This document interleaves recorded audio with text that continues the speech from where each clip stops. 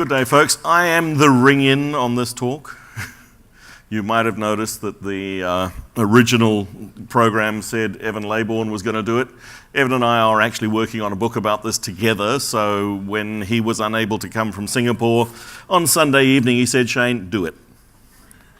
Oh, shucks. So, yeah, a little bit about us and where to find us. This is something we're putting up on LinkedIn occasionally, just showing the progress. So we think we're about 50% through the book about this topic. And at the end, I'm going to give you some references to go and follow up and engage in the conversation. So, is this a controversial topic? I don't know. What do you think? If you've got to start a project, you've already failed. Well, everyone else is not here, so they must agree. What is this project stuff? Where do projects come from? Here's a definition. Project, and this is derived from the PMI definition, is a temporary endeavor undertaken to create a unique product, service, or other result. Now, a key thing about this is the temporary endeavor. And this is where we strongly feel things fall down when we're working in the knowledge worker environment. So there are some contexts and there are some environments where running projects make a whole lot of sense. If you are truly doing something that the team who build it will hand over total responsibility after they're finished, then a project is probably a reasonably good way of running things. One of the dangers with that is the team who build it hands over responsibility when they're finished. And if we're talking about knowledge worker products, then the team who builds it hands over responsibility to somebody who has no idea about what it is. And we hope that they can maintain it and support it and keep it alive. And it doesn't work. Projects often focus on the wrong things. If we look at the measures of success in the PMI world, it's the iron triangle. Time and scope and money. And then, I don't know, those of you who've worked with this iron triangle, quality was somewhere, the surface area. I've never understood how they figured that out, but okay. But there's nothing in there about value. And this is the real kicker. Products are what we produce. We build things that we hope are going to be useful in our organizations for extended periods of time. So much of the work in the product space is about building something that is going to be sustainable and useful, and a huge amount of the knowledge is emergent and evolving as we're doing it. And this is where temporary projects really fail us. And failure in projects is endemic. We know that there are lies, there are damned lies, and there are statistics, and I can never remember who said that. But when we look at the outcomes in the project space, somewhere in the region of 40 to 70%, depending on which study you look at, of IT projects are considered to be failures by the people who pay for them. Now, these are the people who really do matter, the ones who pay for them. Now, we had a great time building this wonderful product that nobody uses. Somewhere in the region of, again, 50 to 70% of the features in our typical products are never used. Not seldom used, used by 1 in 1,000 of our users, horrible term. Victims is probably the better term for them, right? The recipients of our products. So more than half of what we're doing is waste. Another failure, or maybe it's not a failure, but I suppose if you're the outsourced organization who's being paid for it, it's maybe not such a failure.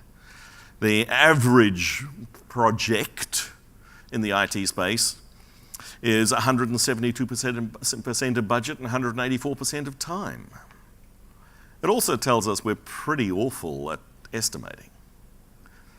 We really suck at estimating. And projects add an overhead. An Australian government study found that the project and tendering approach in particular, in the way that they are required to purchase knowledge worker products, particularly looking at software, automatically adds 30% to the cost of that product. 30% waste just because we have the overheads of doing this project stuff. The overruns, the time that we lose, the opportunity cost for when we're not doing other things, and also the inability to change direction. If success is measured by on time, on budget, to scope, then there's no feedback mechanism until we're done, until it's finished. There's no opportunity to change direction. So these statistics, these numbers, these ideas are not new. They've been visible for a while. Evan and I did not invent the #NoProjects tag. We've grabbed it and said this is a wonderful thing, and it's something that we want to delve into. So what do we mean by it? It's taking a different view. It's looking at knowledge worker work and knowledge worker products as being in a context of continuous change. We saw yesterday afternoon the rate of change, the speed at which things are happening. An Australian-New Zealand study by the Thomson Group found that the average period of stability of a business process in our context across 20,000 organizations was 90 days. The average duration of an IT project to implement that business process change is 9 months. Something's broken. Now that was an average across 20,000. Yes, there will be some business processes that are pretty stable. Those are the boring ones that we don't actually ever look at. The things where value is derived in the economy today are the things that are changing rapidly, where new knowledge needs to be applied. So, delivering continuous change. And this is a mindset shift in our organizations. And there's some challenges. So here is our definition, and that's what we put in the book, and on the Slack channel, and in all of the communications that we've got. NoProjects is the alignment of activities to outcomes, measured by value, constrained by guiding principles, and supported by continuous delivery technologies. That's what we mean when we say let's change our way of thinking about the way we deliver value in our organizations. Funding. How many of your organizations have an annual budgeting cycle? Yeah, almost everyone. Do you truly know Now, what's going to happen now we'd be starting to prepare for the 2017-18, so maybe March 2018. Got any ideas what's going to happen there? No chance in hell. So how are you coming up with this budget? Yeah, and add 10%. Yeah. It's a work of fiction. It's a myth. Well, maybe we should call it what it is. It's a lie. And it's the lies that we tell within our organization so that we've got money to do something.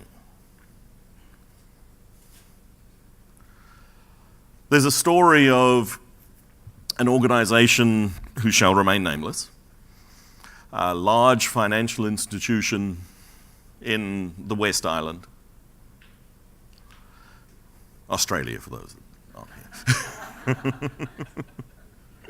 I teach a lot in Australia, and they get annoyed when I call it the West Island, but that's okay. They got a new CEO. New chief executive came into this organization and did what CEOs do when they come in. For the first 3 months, nothing at all. Just quietly wandered around, went and met people, and explored the organization. After about 3 months, called his, and it was a he, all of the direct reports into his office and had a conversation about where are we going, what's happening with us as an organization. And asked them to come up with a schedule of all of the projects that were underway in that organization with their business cases.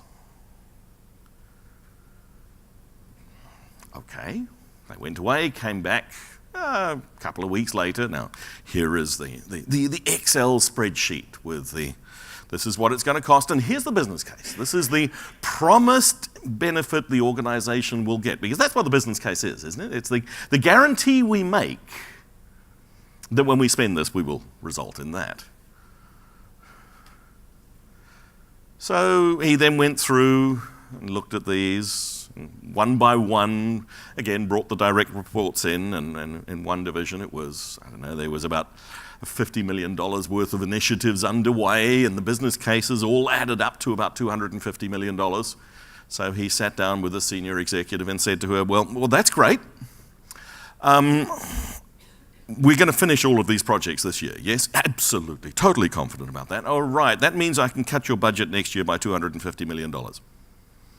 Thank you very much. We'll send that back to the shareholders. Oh, shucks. And he then gave the senior executives the opportunity to go back and reevaluate the work that was underway. 70% of the projects that were being undertaken in that organization were cancelled because the business cases were lies.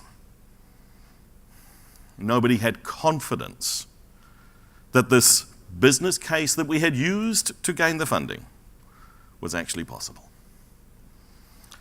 Now, not your organization, other dysfunctional organizations. This is a pattern we see a lot. And we need to change our thinking. What is it going to cost? To what's it worth? And we need to be able to move away from this annual set of lies to this one opportunity to go to the well, to something that is more useful. Now, is it really necessary? Should we do this? Is it good enough? How much of this is enough?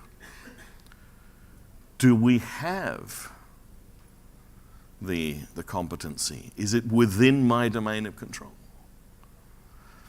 We have to be good corporate citizens. We can't ignore the planning aspects from an organization perspective.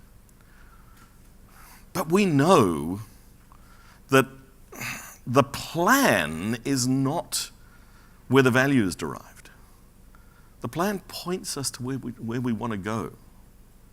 And it's only through constantly evaluating and being able to adapt. And it's this continuous culture that enables us to be successful.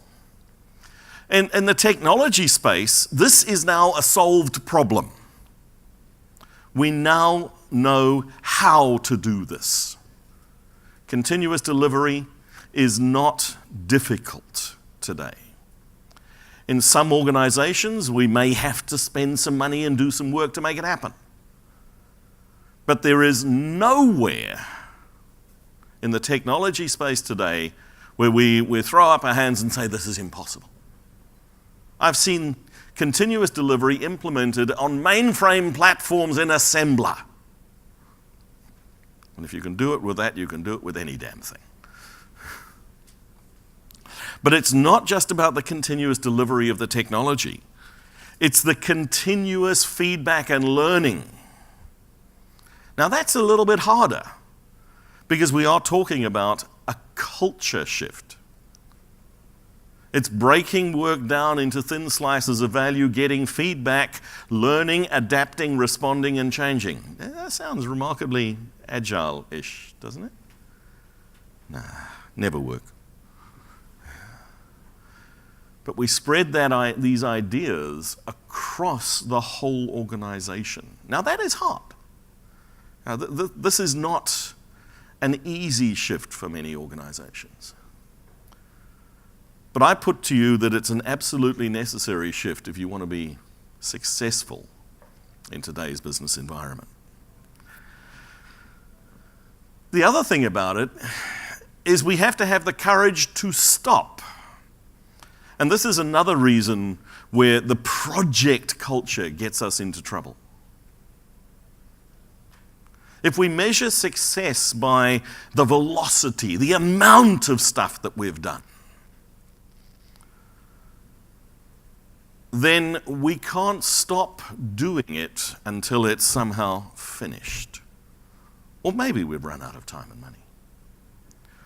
But if we think of the real shape of the value curve, and this can apply at the level of a single initiative or across many things that are going on in your organization.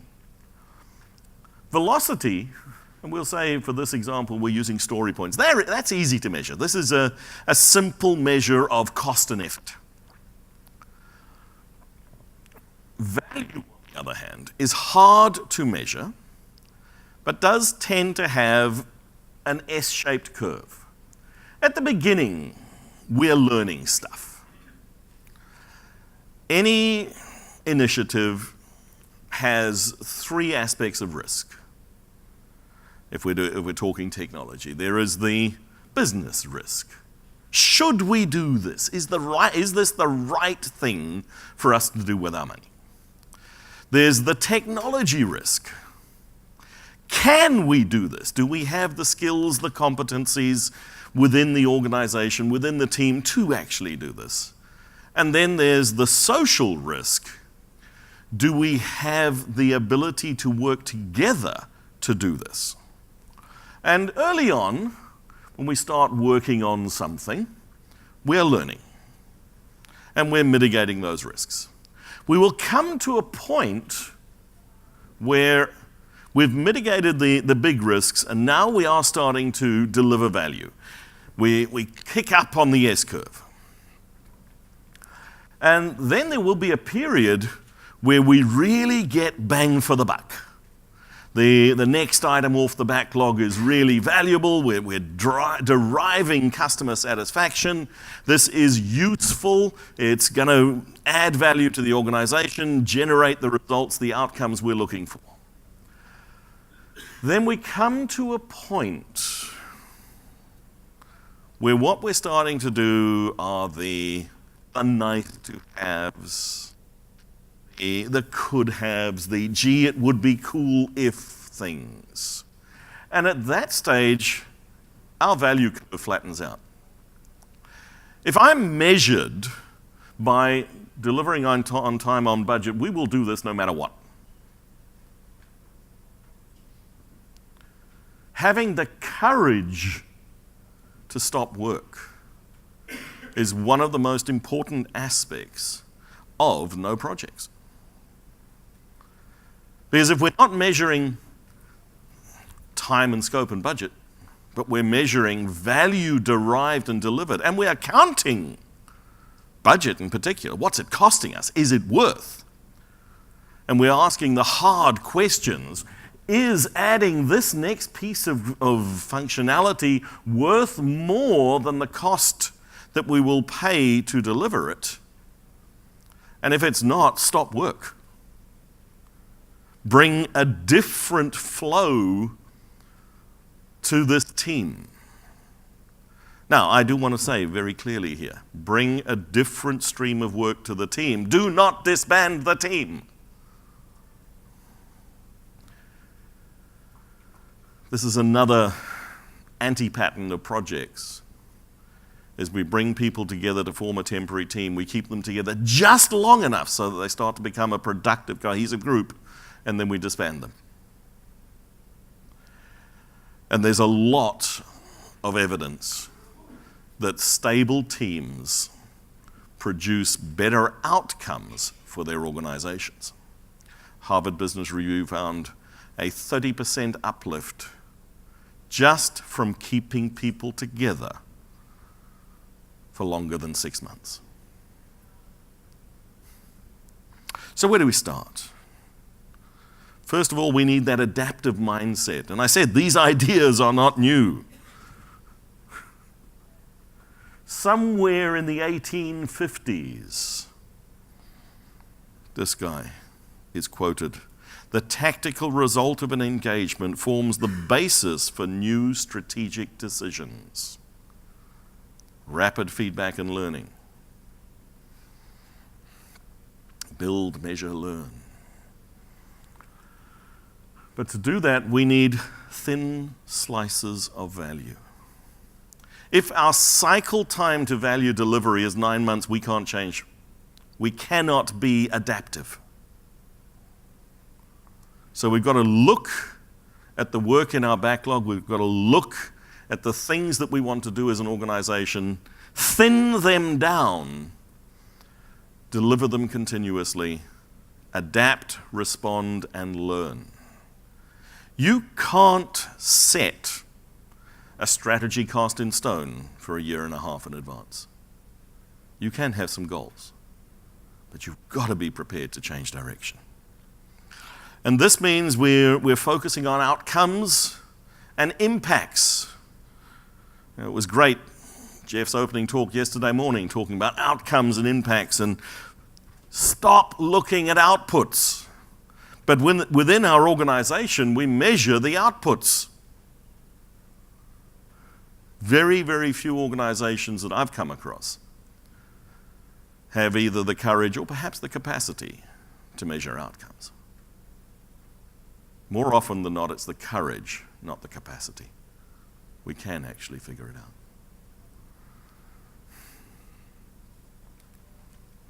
So how do we express this? Here's a reasonably useful tool, an outcome canvas. What are the outcomes that we're looking to achieve?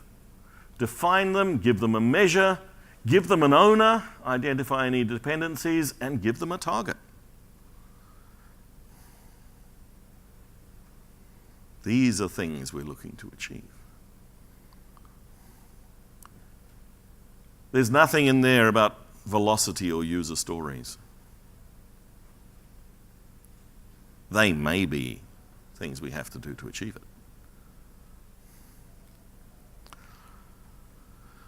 The idea of working principles, common agreed priorities and constraints that shape the way we work. How many of you employ in your organization development teams, people who are professionals in building software? Yeah, pretty much every organization represented here. Are these reasonably intelligent people? We try and employ them for intelligence and competency. And then we treat them like children.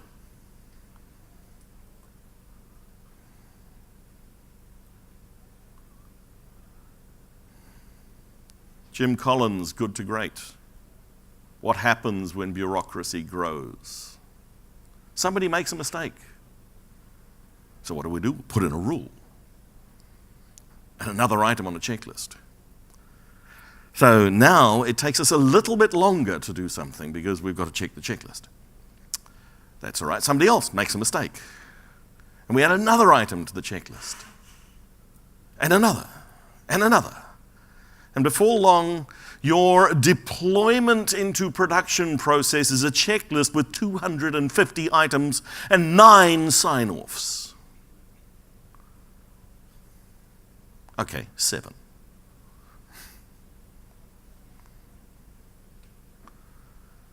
And the really good people have left because they're fed up with the bureaucracy. And what you're left with are the people for whom the checklist actually matters. And we wonder why we can't be adaptive in learning. On the other hand, what if we define some common sensible principles that we agree with these intelligent people that we employ,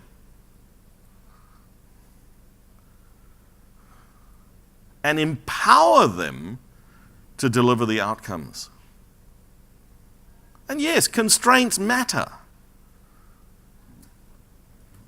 Things like security, things like compliance.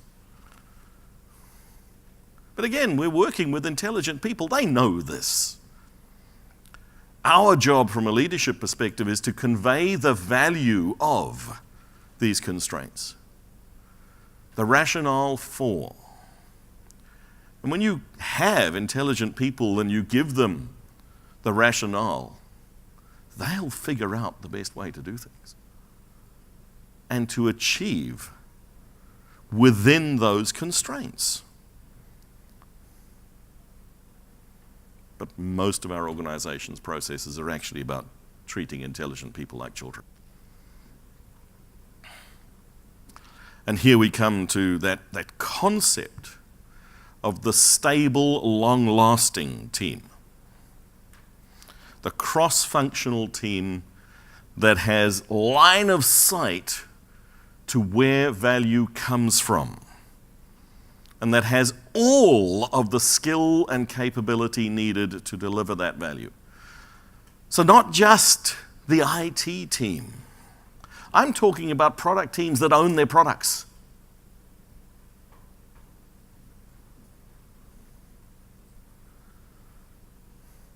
And that have return on investment accountability for the products that they are producing and putting in the marketplace. That's more than the small cross-functional Scrum team. This is the true end-to-end team, end-to-end value delivery. Easy, huh? We'll just restructure every one of your organizations next week. Yeah, would be nice. But this is culture shift what we're talking about. There are some organizations that are getting it. So, how do we choose what to do? Because we still need to give these cross-functional value teams a list of work, and that list of work needs to be prioritized. The activities that we need, the value items, have to exist. And in fact, we have a large organizational funnel of value items that is constantly adapting and evolving, and this is the key as well. It's constantly adapting and evolving. So the activity canvas is one tool to start to identify where things belong in here. And we have the 4 quadrants plus the 5th upcoming, the backlog space. So up in the top left, these are the things that are low effort, high value. And this should be just, do it.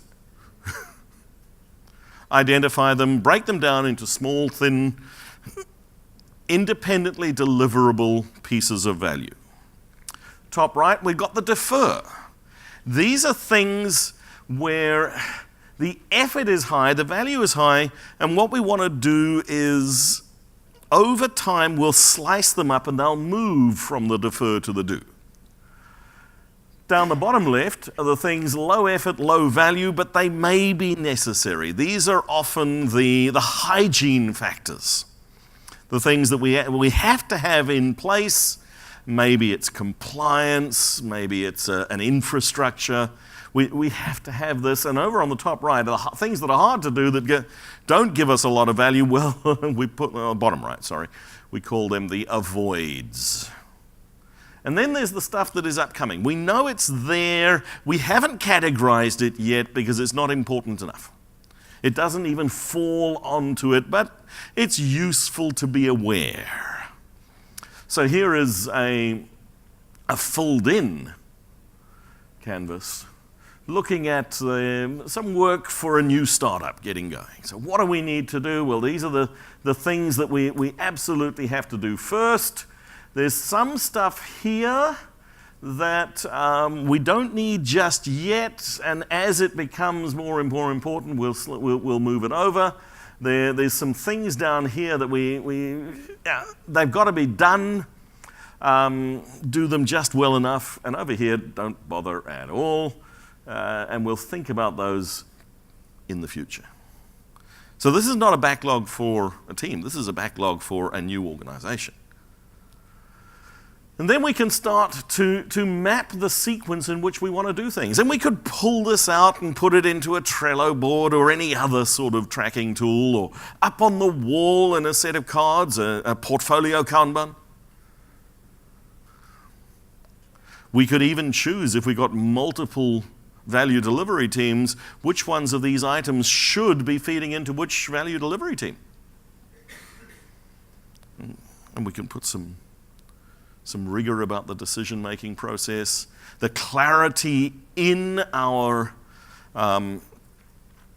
prioritization process needs to be transparent. Everyone knows why that's over there and not here. And then as we work through, we pull things around.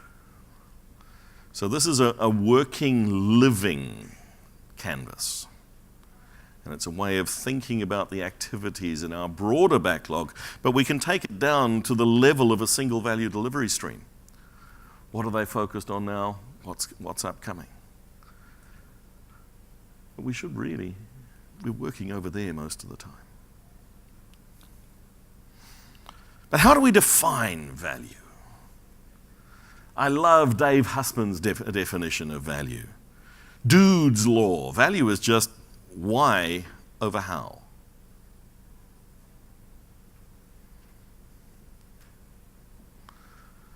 But if you can't articulate the why, you've got no chance of figuring out the value. For any item in your organizational backlog, can you articulate the why? What's the benefit? And then we look at the cost. Because why and how are tightly integrated. And if the how is more than the why, don't do it! If the why is a lot bigger than the how, do it first! These are pretty easy decisions when we distill them down at this level.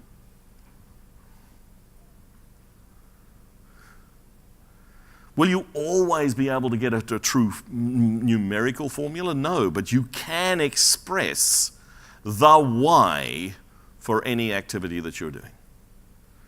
And if you can't, that tells me very clearly we shouldn't be doing it. The other thing about value is it has a time profile. And the people at Black Swan Farming came up with these urgency profiles. And this is something that the delivery teams need to understand as well. Because this is going to drive what do we do and what aspects of value do we implement in what sequence. There are some things where being late, missing a time frame, all it does is it delays our opportunity to get the value from the initiative. But once we launch, once we have it in the customer-facing environment, in production, we rapidly get to a point where we derive the value, the potential value that was there. And all we've lost is that little bit there. So, not too bad. Here is a slightly different delay profile. This is the one where there is a limit to how much value we will be able to derive over a time period. Fashion cycles would be a good example of this. Missing the Christmas window for a product launch would be an example of this. And the reality of a delay there is it reduces our peak. Somebody else will get that value and we will never be able to get more than that. Then there's the one over here where if we are late, we don't just lose the time, the value of that time, we lose that opportunity again. Other players get in the marketplace and we will never get back to that potential peak. And then there's this one, which is similar to this, but in this one, the option expiry date is there's no point launching before that date. But any day later than that date, we lose something. But if we launched over there, the line would be flat until the option expiry date. So when we look at value at the activity level, at the initiative level, it's got a profile, and we need to understand that profile because that is also going to drive the prioritization. And if you're facing this one, get in there, please. And again, the technology, continuous testing, continuous delivery, DevOps from a technical perspective, it's just do it. Yes, it costs to set up a DevOps infrastructure. It will pay for itself in your ability to respond and adapt, meet your market, and learn. Because the best way to learn is to put something in front of real-world customers. And again, change the question from a funding perspective.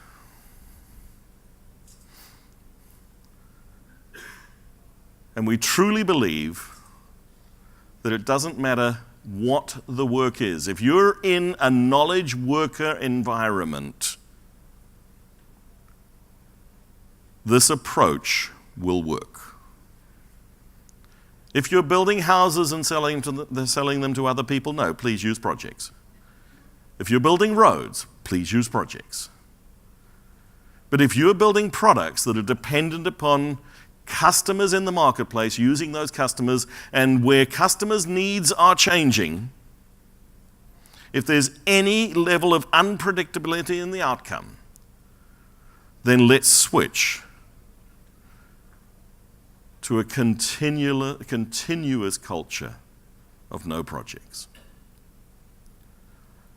Because Peter Senge, in the long run, the only sustainable course of competitive advantage is your organization's ability to learn faster than your competition. And that's why no projects matters. So I would invite you to join the project. The conversation. Join the conversation. Come to noprojects.org or look for us there's a Slack channel, #noprojects. Engage in the conversation because this is stuff that's emerging, that's evolving. Yes, Evan and I are writing a book about it, but that book is not the definitive story. In fact, we want your stories in the book.